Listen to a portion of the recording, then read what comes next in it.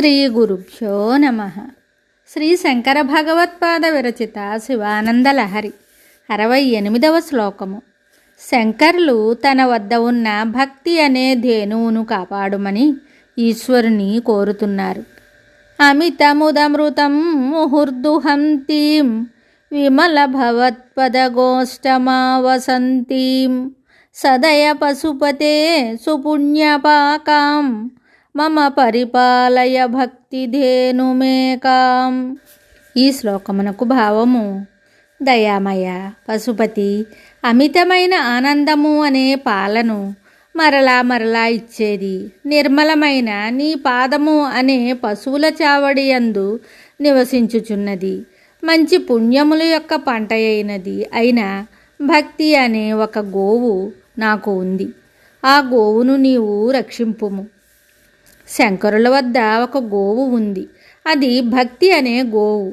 ఈ భక్తి అనే గోవుకు 3 లక్షణాలున్నాయి.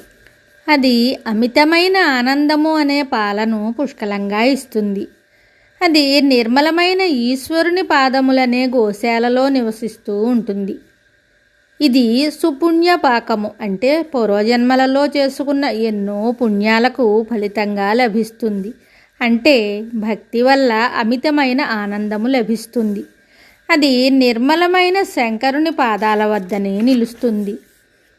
ఎన్నో పూర్వజన్మ పుణ్యాల ఫలితంగా ఒక వ్యక్తిలో ఈ భక్తి అనేది ఆవిర్భవిస్తుందని సారాంశము. ఇక్కడ శంకరులు తన వద్ద ఉన్న భక్తిని గోవుగా చెప్పి తన ఆ భక్తి గోవును ఒక్కదానిని కాపాడుము అని శివుని ప్రార్థించారు. అంటే సర్వకాల సర్వావస్థలలోనూ తనకు ఈశ్వరుని పాదములయందు భక్తి ఉండేటట్లు ఆశీర్వదింపుమని భావము. ప్రేమ సంతోషాన్ని, ద్వేషము అశాంతిని కలిగిస్తుంది. భగవంతునిపైనున్న పరమ ప్రేమయే భక్తి. ఈ పరమ ప్రేమ రూపమైన భక్తి పరమ సంతోషాన్ని కలిగిస్తుంది. త్యాగరాజు శ్రీరాముని దయచే తాను నిత్యానందుడను అయ్యాను అని చెప్పుకున్నాడు. మనకు అంతటి భక్తి దైవముపై లేదు. మనం పూర్వజన్మలో సహితము అంత గొప్ప పుణ్యం సంపాదించుకోలేదని మనలను చూస్తే మనకే తెలుస్తుంది. సామాన్యంగా ఈ దైవభక్తి అనేది అనేక జన్మలలో సంపాదించుకున్న పుణ్యరాశి ఫలితంగా ఒక వ్యక్తికి లభిస్తుంది. లేదా భగవంతుని అనుగ్రహం వల్లనో మహాత్ములైన వారి దయ వల్లనో ఈ భక్తి మనకు కలుగుతుంది. పూర్వజన్మ పుణ్యము, భగవంతుని అనుగ్రహము, మహాత్ముల దయ అనే వాటిలో ఏదో ఒకటి లేకుండా అసలు భక్తి కలుగనే కలుగదు.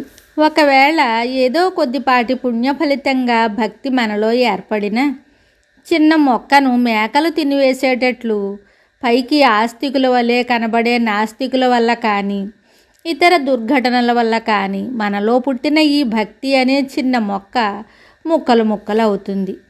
అందుకే శంకరులు మానవుల బుద్ధులను బాగా పరిశీలించి ఈశ్వరుని ఇలా ప్రార్థించారు: ఓ పశుపతి, కరుణాస్వరూప, అధికమైన ఆనందాన్ని కలిగించే భక్తి అనే గోవు ఒకటి నా దగ్గర ఉంది.